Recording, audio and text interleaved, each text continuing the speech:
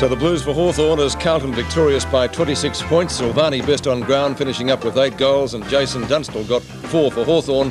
25,796 at Princes Park, and there were no reports. Other matches played today as we go to the Sunday press and say a very good evening to Scott Palmer from the Sunday Herald Sun. Scotty, good evening. Good evening, Pete.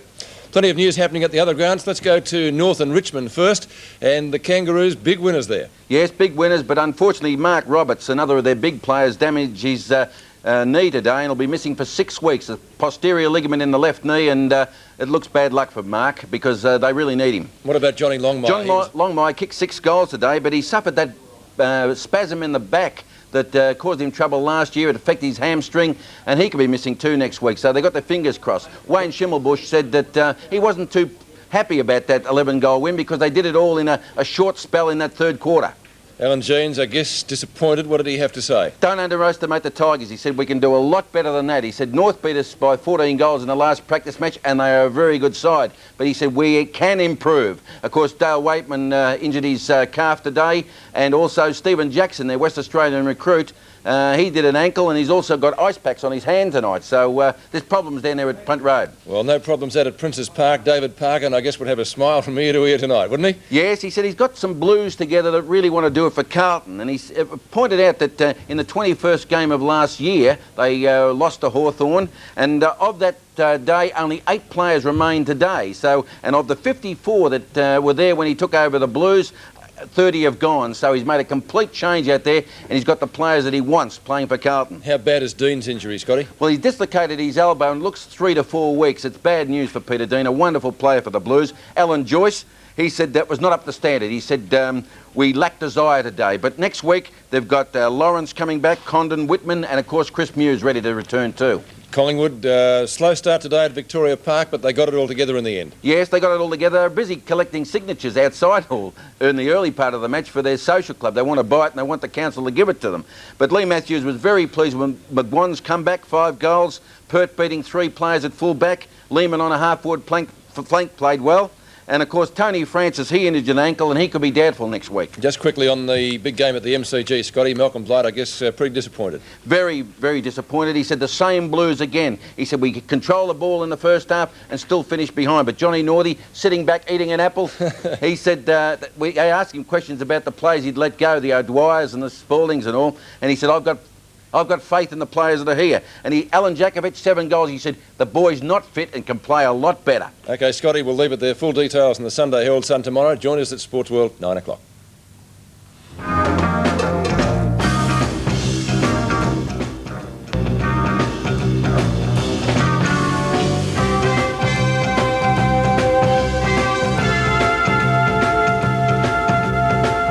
Yes, welcome to AFL today, I should say, the football hour, as we check the winners from yesterday's round. North Melbourne by plenty over Richmond. Melbourne in a narrow one against Geelong at the MCG. Carlton in the upset of the round by 26 points. And not Footscray by 88 because they're playing St Kilda today. Try Collingwood, and I think they won by 66 points over Brisbane. So they were the round 2 winners as we take a look at the ladder. Now it's time to check the CUB AFL ladder.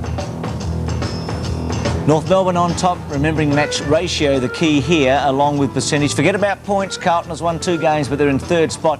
But a number of teams haven't even played, including West Coast, and Footscray and St Kilda have got a chance today to improve their position. As we go and take a look at some of the highlights, and the Great Southern Stand, which was officially opened at the World Cup final on Wednesday, had its first taste of football yesterday. And what a start it got, because Beveridge scored within 30 seconds, number 24, at one end of the ground. Melbourne away to a fly, but the Cats came back quickly with the number 24 for them, Poole, kicking the first goal. So 2 goals within 50 seconds of play at the MCG. Here's a heavy bump here, Stephen Hocking and Howard. Now Gary Hocking and Gary Lyon, 2 of the real stars. Jakovich in good form again. Kick 7, he's a remarkable player. He had that big run in the middle of last year. Good handball by Bennett to Greg Healy, good to see him back. Look at Gary Ablett here, this huge leap over the pack. Taking Couch with him. Greg Healy copping one there. Now Healy on the other end, this one with Poole. And now Ablett and Lyon. Watch Gary Lyon here. Boom. Now Ablett scored a goal in the last quarter to put the Cats in front. He's got great strength, hasn't he? Really off one step there, went bang from about 48 metres to put it through. But then a couple of bad mistakes cost Geelong dearly. The first one, Stoneham, fairly casual. He's a terrific athlete, as we know. Onto the left side and sets it up for stretch. Takes the mark, goes back and kicks the goal. So Melbourne benefiting there. And then Mark Bairstow makes a very bad error in the centre here. Watch what he does to the other captain. And then the free kick goes to Lyon instead of Bairstow, and a goal came up for Melbourne from that bit of play. Viney to kick a goal. Excellent goal here by Lamprell in a moment. Gee, what a start for him with a goal like this late in the game when it was pretty tight. The rookie. Oh, and what a kick for his first. It's a goal. So the Demons successful. Minor upset there. Geelong were warm favourites, but they've started the season poorly. And at 0-2, Monkhurst with a big fly at Victoria Park. Had a minute's silence for Darren Mullane before the game, and then 26,000 people watched Brisbane start well before Collingwood got a real wriggle on and went right away. Good goal by Lehman a moment ago, and McGuan was in terrific form with his 5 goals. That was a great bit of play. Here's Wayne Campbell for Richmond, receiving it from Knights and banging it through. Tigers must have been very competitive early. They didn't kick straight. They were 2-8 to 3-1 at quarter time. But it was that burst by North Melbourne in the third quarter when they kicked 8 goals in about 20 minutes, and that set up this very big win for North Melbourne, and not the start that Alan Jeans would want with Richmond, though. He certainly wasn't panicky. John Longmire, who's got a bit of a problem with his back. I'll ask Scotty Palmer about it shortly. Kicked 6 goals. He loves that wide turning arc, but he is a very, very good player. What about Dunstall? Start was terrific yesterday. That was a magnificent goal.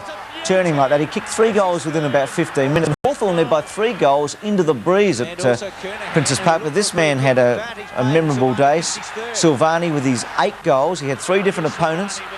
Not too sure why Langford didn't go on him at some stage, but he looked to be the best bet. But he was much too good for Ayres, and then too good for Jenke, and then gave Madigan the run around. They tried to give Silvani the run around as well. But it was McDonald, and that was the Dean situation. It looked like it might have been a broken arm, but it looks as if it's a dislocated elbow, which is a much better result because Dean has broken his arm before. It was a fairly solid bit of play with Spalding splitting a couple. What about Silvani there, 1 out? Gave Carlton a tremendous option yesterday because it meant that Kernahan could go on the ball and get himself into the game, which he did very well. And Silvani and Bradley were the 2 big stars yesterday. And Silvani did finish it off. He could have kicked 10 because he missed a couple, but straight through for his 8th. And the Blues were home, and who knows, they've got some players to come back, and suddenly Carlton, who at 3/4 time last week, everyone were writing off and saying, well, Brisbane are going to beat them and the Blues are in for a wicked season. And now 5 quarters later, we're starting to talk about the fact that they could make the top 6. No reports to report at this stage from round number 2. What about the interstate headlines? Well, the Age in Melbourne is saying this. Hawthorn invincible, question mark? Melbourne gone? Well, think again, because footy's a funny game. What about the Mail in Adelaide? Still talking about Andrew Jarman, who writes a column for the Sunday Mail. Jars is gagged, and we've got Terry Wheeler on the program a little later today. And from the Times in Perth, they're saying a push for a team in 1993. And on that note, why not bring in Scotty Palmer? Because, Scotty, you did mention last week about a 16th team in the AFL, all these secret meetings happening. Suddenly it's out in the open. You've zapped them again, Scotty. The rumours are alive over there in Perth, Bruce.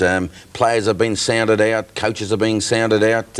Top secret meetings here on Friday between the AFL commissioners and Dr. Peter Tannock. You couldn't get hold of the AFL officials no matter what you did on Friday. They were in conference talking about this possibility. And obviously there's something in it, Bruce, because the West Coast Eagles have got a full book of sponsors. They want that Subiaco ground developed. They can only get it developed if 2 clubs are there, playing every week in Perth, and they really want Fremantle in as quickly as possible. We mentioned it last week, Bruce. Yes, you've got them. So what, do you think there will be a team in? I really do believe so now. I think that the league probably would have preferred to wait another year to make sure that all those WAFL clubs were on a firm financial footing.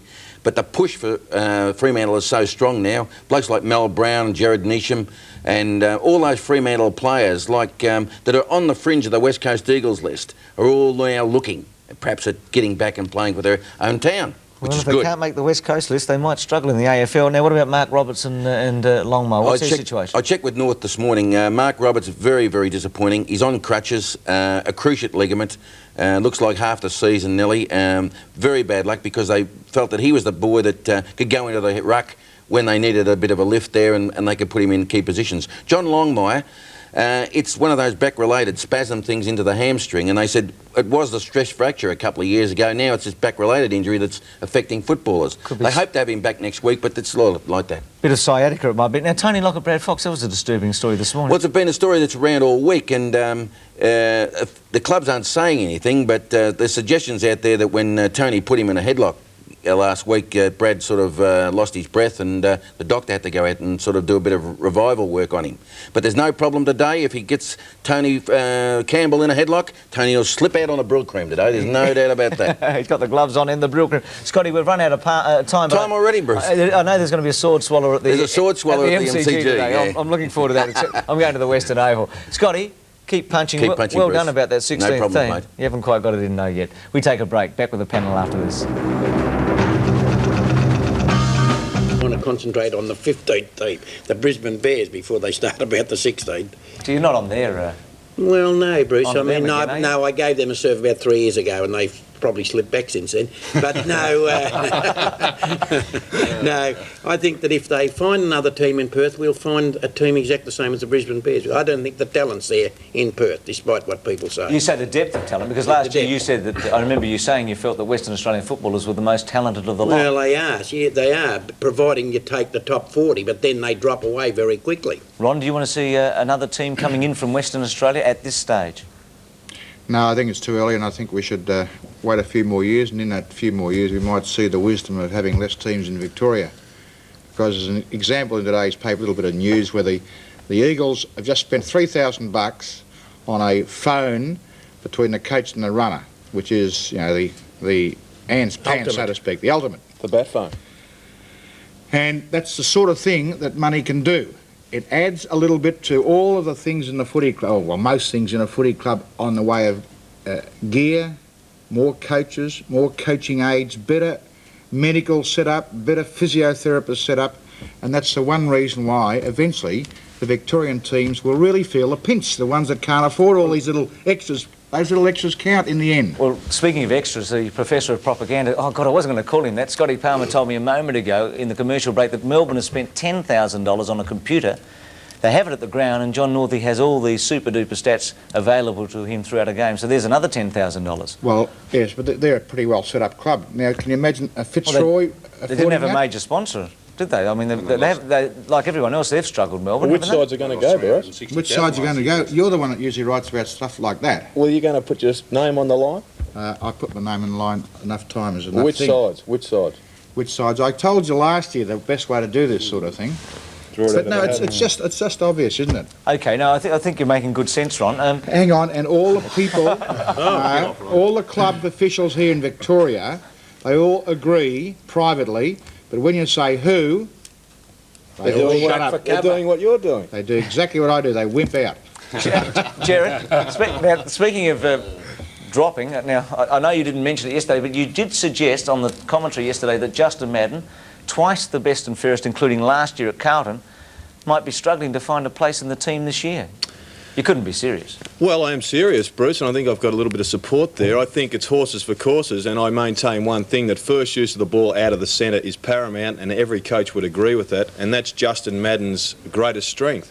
But if you get a kid like Cavanagh who can get the same tap to a Williams or a Bradley or a Gleeson, and then can go around, go to full forward and run around the ground, well, all of a sudden, Justin Madden doesn't look as potent as usual. Wouldn't Williams feed off him beautifully in the centre?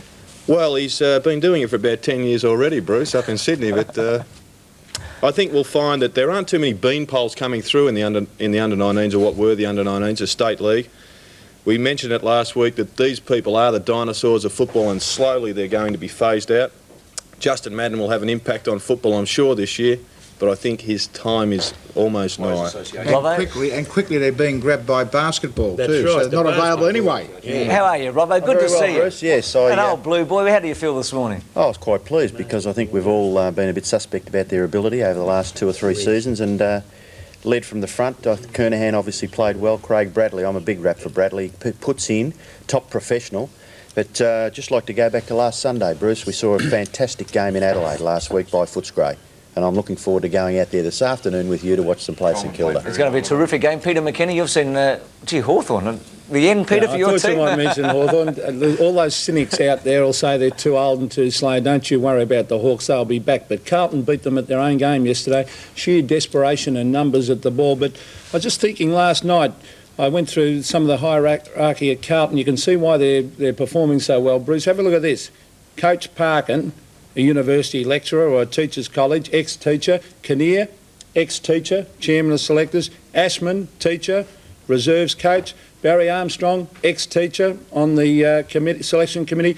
And to top it all off, Adrian Gaggs Gallagher, I promised I'd give him a mention. 1 week at Coburg Teachers College and then was kicked out for non-attendance. And also, let's throw in Terry Wheeler and Robert Walls, And Bob. your former profession, Peter? School teacher.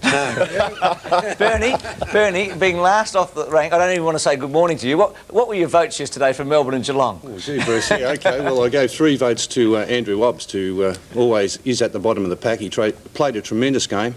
He was in everything, and he certainly is not out there waiting for the ball to be handed out to him. He's in there at the bottom of the pack, and his stats show he doesn't have all that many kicks, but he's in there getting the ball and getting the hand passes out. Paul Couch, I thought, was one Geelong player who tried very hard all day, had almost 30 possessions, and of course Djakovic playing at full forward, kicked 7 goals, 5 in the first half, and gave Geelong plenty of headaches. But Melbourne certainly showed yesterday, Bruce, that they won't be any easy beats this year, and a lot of blokes on this panel suggested that they would be down the list. I wasn't one of them, I must say. Well, I was too, I must admit it. But they did show that they are a side that will not be easily beaten. They threw everything at Geelong in that first half, and a few Geelong players really need to have a look at themselves because, well, there's one of them, Billy Brownless, who certainly didn't play the way we're used to seeing Billy Brownless play. Bernie, do you think that Malcolm Blight could structure that side a little bit? Maybe Ablett the full forward and Brownless somewhere else. And would you have played Tim McGrath on Djakovic after that hiding on Dunstan? Well, that's what I said last week, Pete. I didn't like the way that the side was structured because I think Ablett is best value playing at full forward. He's averaged almost 3.5 goals per game playing VFL, AFL football. I do like Brownless at centre-half forward or Stoneham. It doesn't matter there, but Stoneham certainly isn't playing as well as he did last year.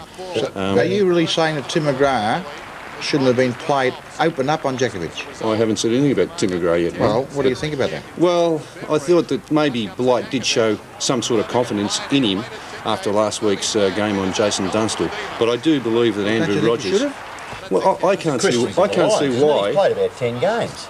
Ron, I just can't see why. Against the 2 leading full forwards in the competition. Yeah, but Last week he was slaughtered by Dunstall. Yes. And next week, with his confidence down to blazes, he's confronted with Djakovic, who kicked 70 goals in 14 games last year. The thing is, He's Ron, got to be given a start on, surely.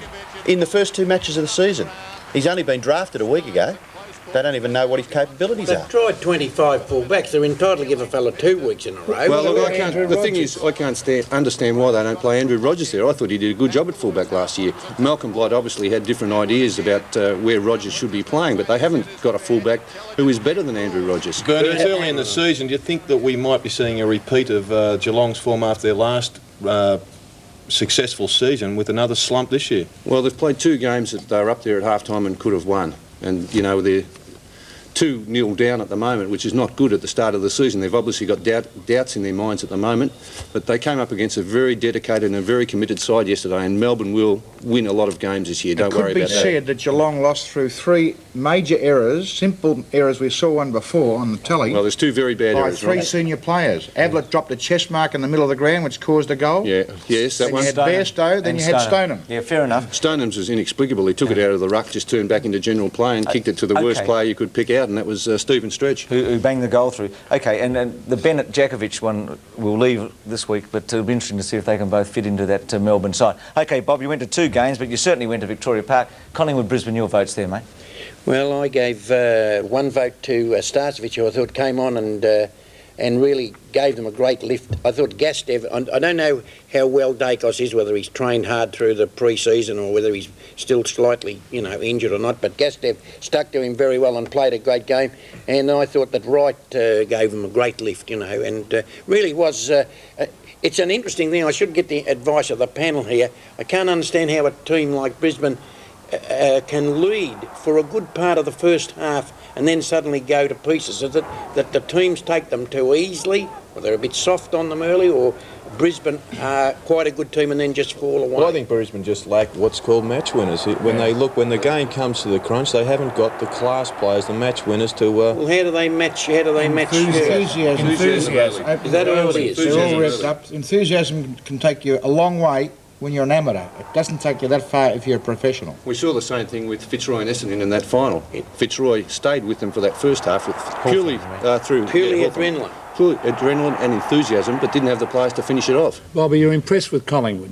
I think that they're back on their track, yes, and they certainly... Pert's added another dimension for them. He demolished 3 fellas yesterday. He did what Lehman looks a good player. I think that McGuan's back into the team, and he really almost could have got a vote. He played extremely well for them. I think that certainly they've overcome that terrible habit that whatever it was last year that just let them fall away. But they are very, of course. It's very hard to say against the Brisbane Bears at this stage, but they demolished them beautifully in the second half. Will Brett Hardy get a game, do you think? I thought you'd be the right person to ask. I find it very hard to get a game in the reserve, Brett Hardy, I think. He's number 35 on their list. Kicked 5 goals in reserve yesterday. Has he got ability?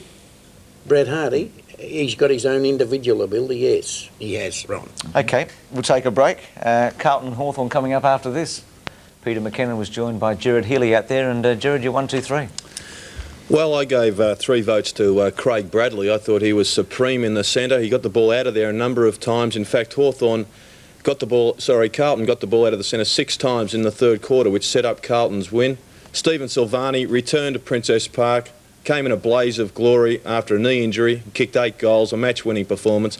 And Milan Hanna was really the keystone for the Carlton victory. His job on Tony Hall on the half-back flank released Silvani to the forward line, and we saw with him being so dominant there, turning defence into attack, that it allowed the whole Carlton setup to run smoothly. I was very impressed with the aggressiveness shown by Carlton. It's been a long time since I've seen a side playing for Carlton run straight at the ball as much as they did. They were very, very aggressive. Their 1%ers of tackling and smothering was supreme. But I think the thing that everybody's going to have to look closely at is the gang of 4 at Carlton. Caverton, Kernahan, Spalding and Silvani, all tall players, all mobile, and all can be interchanged into the ruck and the forward line. It's going to create a lot of headaches for opposition teams. The big thing about Carlton yesterday was that they neutralised Hawthorn's strengths. They won the ball from the centre, as I said, and they really did quell the Hawthorn potency up forward. Hannah's job on Hall was superb. Aythorn completely blanketed Hudson, and Sexton did well on Paul Deere. So, Gerard, your little comment last week after the game about a certain Carlton player, he won't get a game because he plays it too hard. McCormack it was. McCormack, you said that with tongue-in-cheek, you told us. Exactly. And here you are having a go. It's a long while, you've said, since I've seen a Carlton side run so well and so straight at the ball. That was why I said it tongue-in-cheek, because but it wasn't tongue-in-cheek, you really meant it. No, I was talking about how he wouldn't get a game. That was tongue-in-cheek. Obviously, Carlton will be rapt that they've got a player so physical, Barras. So you're saying they've been a bit soft? I would say that, yes. And I think that they'd agree with that. That's why they got rid of 32 players off their list of 52 last year and have gone for people that go straight at the ball and goers. And that's why they're so impressed with not only McCormack, but DeLulio, who runs hard, Brown, who's running straight and hard at the ball. In fact, their whole team is a newly enthusiastic bunch of goers. And very well planned win, because Aythorn is another one, and Brown. Yes, well, he should have got a mention, Aythorn. Yeah, he did a great job. Well, he did get a mention. He took Hudson out of the game completely, and that's a bit of a worry. Hudson at the moment is now a star player who is really taking... I think for more reasons than one, though, Aythorn's had a try at 3 other clubs, and I think there was a lot of people, including myself, that were a bit suspect about Aythorn Carlton would still be in him, Sydney. And he's been used in the right way in his Aythorne was successful in Sydney last year and he'd still be there, but he wouldn't relocate, and that's the only reason that he is now at Carlton. I must say, Bruce, it's a great wrap-up by Peter McKenna there. Peter was there. Look, we're going to Don Scott, but you've mentioned the gang of four. Quite interestingly, that Satori and Minton Connell would have made it a gang of six. So, mate, we all rubbish Carlton for getting rid of Satori and Minton Connell. Who knows? I mean, you can only have so many big men on the forward. We didn't all rubbish them, Bruce. No, the draft is such, if you give away a good player, you've got to... Sorry, to get a good player, you've got to give away a good player, and that's a good thing, isn't it? Yeah, I think so. Don Scott joins us from Sydney. Don's up there to do the game today between West Coast and Sydney. Welcome, Don. How are you? Yes, good, Bruce. And it's an overcast day up here. It's a very humid day, but it'll be good for football this afternoon. I was going to say, I'd hate to see you get sunburned, Don, because you should have a hat on. Mate, you went out to see you went out to see Richmond and North yesterday. Were you pleasantly surprised with the Kangaroos? Well, it was a pretty average game, Bruce. They really turned it on in the third quarter, but it's easy to be wise in hindsight, as I've said before. And in the first quarter, Richmond had 10 scoring shots to North Melbourne's 4, and you could say had they kicked a little bit straighter, maybe they would have got the confidence to go on with it. But at half-time, there really wasn't much in it. On the scoreboard, there were 20-odd points, 22 points to be exact, in favour of North Melbourne, but it was the third quarter that North Melbourne really did turn it on. And they had good players everywhere. Richmond actually went into their forward line on about 6 occasions in that third quarter, and they were repelled by that half-back line of North Melbourne. And North Melbourne had good players everywhere around the game. The last quarter, they became a little bit arrogant, I thought, North Melbourne, in the way they used the ball and how they took it for granted as far as their opponents were concerned. Richmond, I couldn't really see much as far as players went. Waitman was good early, as was Niche, but they were a little bit lost. They made a good move, and I hope they keep it in mind about Bremen going to full forward, because I watched Bremen when he was at Subiaco before he joined the West Coast, and he was a very good full forward for Subiaco. In fact, I think he topped the goal kicking list in that in the Waffle League. He's an excellent lead. He is a big kick. He can kick them from 50 metres. Maybe he's a little bit small, but he obviously knows his position, because he was cut to pieces by Dwyer on that half-back line, so I don't think he's a half-back. North Melbourne, we should talk about a few of their players. Paul Spargo, a real goer, whether in the centre or on the ball forward pocket. Anthony Rock, he's an angry young man who really does like to get under packs. And he had a counterpart yesterday, and there he is there, 46, Christian Anning. His first game, shows a lot of pace, he shows a lot of football ability, and with experience he will just settle down at critical times and do better things with the ball. Anthony Dwyer really did have a day out. McCarthy was good, as was Carey, the centre half forward. They had good players everywhere, North Melbourne. Don, you gave your votes to Spargo, Dwyer and Martin. They were the 3-2-1. And what about, very briefly today, West Coast, Sydney? You give the Swans a chance up there?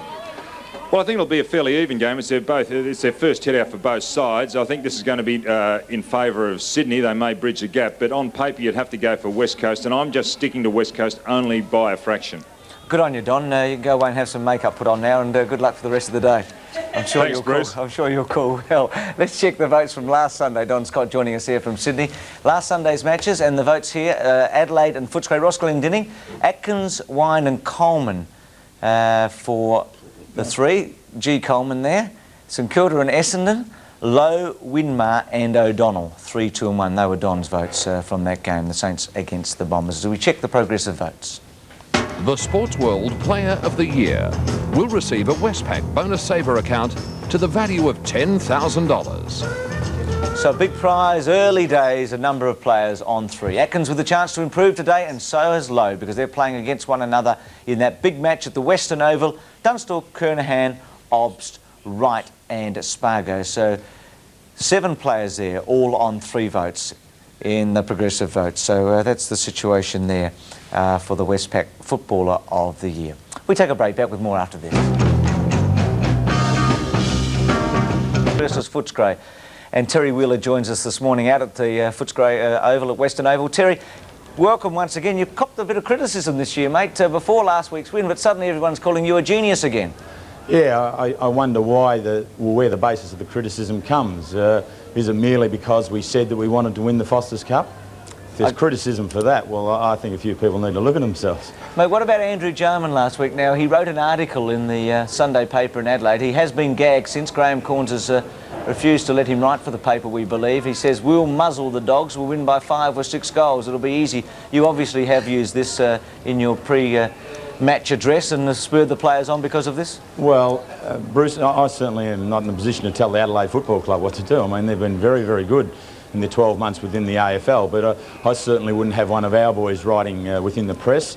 If they were, I would set fairly stern guidelines as to what they were and what they could not comment on. And I also think that, well, if that's the standard of journalism in Adelaide, I think professional journalists should also be very upset with Jarman's comments. But did you use it in your favour, do you believe, last week? Oh, I mean, a coach's role is to pick up anything that can spin the game his way. You know, if I used that, well, it might have helped us. If I didn't use it, it would have been my judgment that it wasn't going to help us. But it was there in my pocket, and yeah, we used it. Terry, looking at the recruits last week, they played very well. The 2 draft picks, Campbell at fullback and Bernard Toohey. How do you see their role? I was very pleased with the pair of the boys. You know, the retirement of Rick Kennedy certainly left a hole within the club, both in the key defensive positions and also within the leadership of the side. And Tony has been recruited specifically for fullback, and Bernard for his experience. So it's probably a bit of a mark of the esteem that we hold Rick Kennedy in, that we had to draft 2 boys to take his replacement. But they are settling in very, very well. Terry, a little bit light-hearted. You found the Crows' Achilles heel. Have you found St Kilda's gastrocnemius? Gastrocnemius? Well, it's their calf muscle that's attached to the Achilles heel. Look, I think the job of any coach is to have a basic game plan for his side to play within, and then make deviations and variations from that according to the circumstances of each particular game. Last week we made a variation specifically for the Crows, and it worked. Today we'll have something in mind for the St Kilda side, and whether it works or not, I'm not sure until the end of the day. Terry, it's probably fair to say, I think you might agree with me, that your best performances have been away from the Western Oval the last couple of years. Have you been a little bit concerned about that? Well, no, I can't agree with you on that. Admittedly, our first year, 1990, we only won 2 games at home, but last year we were only beaten here once by the Richmond Football Club. We beat everyone else here at home. So, you know, there was a reason back in 1990, I believe. I think there was a real emotional swell that was a very, very hard tide to handle for many people around the place. And I think that had a great influence on us playing at the Western Oval. Last year we were able to handle and ride with that a lot better, and as I said, just be beaten once at home. So the natural extension is not to be beaten at home this year, and today's our first one. Terry, just on ground shapes, do you think modern football is best suited to a huge Waverley, a slightly smaller MCG, or a long and skinny Western Oval, or what? Yeah, Ron, I think, you know, when people ask me why we didn't perform so well at home in 1990, I'm prepared to hang my hat on that our ground shape had something to do with it. I mean, the Western Oval is the only ground with straight wings. All the rest are a circular oval shape, and I think in 1990 we were really a possession and a handball sort of side within the middle of the ground, and that caught us at times getting a little bit out of bounds, so to speak, on the straight Western Oval. Well, Terry, along those lines, why wouldn't you use today's opportunity, playing a match of the day in a sellout crowd at the Western Oval, why wouldn't you use this to possibly transfer to Waverley or the MCG? And I know that the first game is important for membership drive, but it would seem to me to be an ideal chance. That issue was never ever raised with me. The only game we've ever transferred was the Collingwood game in 1990 to the MCG. But wouldn't you as coach see that this was a good opportunity? As the coach of the Footscray Football Club, I see this is a far greater opportunity for us to develop this complex, the Western Oval, as a sporting hub of the western suburbs. The work that's been done on this refurbished John Gent stand is absolutely marvellous, and this is to be the sporting centre of the western suburb. If that's to be the case, we need to play our football here and allow people from the western suburbs to come and see a successful football side here. Fair enough. Terry, just a comment on setting teams up on the team that's selected on Thursday night and published in the paper. Is that any advantage to you as a coach to be able to throw them around, not play them in the positions that they're named in? No, I keep them pretty well on tact. The only variations that I have from my set side on the Thursday night is what, say, Kenny Sheldon will do today. How he lines up his players, because we always look to match up ideal opponents against our players. In terms of selecting our side this week, we were had to change a very good side in Adelaide, unfortunately, because St Kilda's side is a shorter side in the forward line. So they run just Lowy, Lockett and young Tim Allen up the ground a little bit with 3 fairly small quick players, and unfortunately that's cost Ben Sexton his position in the side, and Mark Hunter comes in specifically for the task of today. So accordingly the matchups at full forward and centre half forward as far as St Kilda are concerned, their opponents will be Campbell and Foster. Yeah, it's not a problem there. Tony Campbell is our full-back. He has previously stated publicly as well that he wants to be the best full-back, and I believe I can support him in that. Peter Foster at centre half-back, a fine footballer there, and has had the better of Stuart Lowy on many occasions. Terry, thank you for your time. We do enjoy talking to you. You're very forthright and you've made a lot of sense again today. Good luck today, mate. It's going to be a great match. Terry, thanks very much for your time. Yeah, Terry Wheeler, the coach of Footscray there. OK, Ian and Peter, in just a moment, about to take a look at the Mark of the Week. The Mark of the Week and the Mark of the Year are proudly brought to you by Mitsubishi Motors. Yes, we start off last week in Adelaide. Romano Negri taking a fairly straightforward mark, a big tall player. The next one, Justin Charles, I don't know whether he actually held that. He didn't take it to the ground, but it was paid anyway. And Stuart Lowe, we see the great strength of Stuart Lowe here, just fending off his opponent and taking a one-hander. And David Schwartz, this was a good mark. He was out of position and lunged to take that, an excellent mark. The next mark, one of Geelong's promising young players, Paul Brown. Did very well in these first 2 matches. Well, how often do we see this? Gary Ablett, look at that. Eyes on the ball, strong mark, centre of the pack. And there's Gary Lyon taking a good mark for, well, that's par for the course for Melbourne. And Steve Silvani, a great performance, 8 goals yesterday. The ex-Marsland schoolboy, top mark there. Earl Spalding, strong, didn't quite control it, but was paid. And this guy's been a surprise packet. Brett Scholl, a terrific mark out on the wing yesterday. And have a look at this one by young Alex McDonald. It's taken him a while to get into that Hawthorn side, but that was a terrific effort. Well, pretty even, Robbo. I liked Brett Scholl's for a youngster and discarded by North, a terrific mark, but Alex McDonald's more spectacular, I suppose. It was a good effort by McDonald. I think he was a little bit out of it, and just at the last minute he took a high leap, one hand, and then brought it down. And it was a top effort by the youngster who, as I said, has taken a little while to get into the Hawthorn side. So they're the round-by-round winners so far in the Marks of the Week. Gowers and McDonald. So the Hawks flying high at the moment in 92 as far as the marks are concerned. We take a break and have a look at goals of the week and some predictions. Goal of the week and the goal of the year are brought to you by BP. BP, on the move. Well, the first goal comes out of the blue. I don't even think Peter McIntyre was aiming at the goals, but got the desired result. Good goal. Knocked it away, nearly running onto it was Colin. And Stephen Collinhook here will set him off, often do this. Great snap, good skills, left foot up. And another one from the Crows here, the boy from Fish Creek, Victoria, representing the Crows, Wayne Wiedemann, an excellent, long, driving left foot kick. Not much to cheer about last week, but that certainly was a good goal. And here's Brennan Bauer, ex-Richmond with his new club, showing great courage there, running with the flight of the ball, nice. Now this one isn't a goal, Barash, you watch it. It's touched on the line and bounces before the line. And you can see this, can you? You can. You can actually see it. You can definitely see it. Amazing skills with the Slow it up. Frankie Coughlin. Well, he goes to Hollywood on this goal. Lovely bounce. Great stuntman work, Frank. Pleased with it too. Now here's Tim Allen doing a bit of Gary Abbott stuff there. A bit of luck with the kick, but what daring. Good on you, Timmy. He's an excellent player from the Mornington Peninsula. Nicky Winmar. Well, this is a pretty standard goal for Nicky. He had plenty of time to snap it round, bent the ball and delivered one of the death blows to Essendon. Well, here's another Nicky Winmar kick. Twice as difficult as the other one, but what a superb effort. Well, the uncanny goal-kicking machine from Melbourne, Alan Jakovic, he's got copyright on this goal. We've seen dozens of those in his short career. And I'm sure we're in for another year of sensational goals from him. And here's another top kick from Stephen Stretch. We know he's a very good kick, but not much set-up time there. Good effort. Well, I wonder if there's ever been as good a goal kicked on your debut and your first goal for a new club. number 10 draft choice, Andrew Lamprell, a sensational goal, and I know Ron Barassi was very pleased with that one. Yes, he was, and I was pleased with Stephen Silvani's return.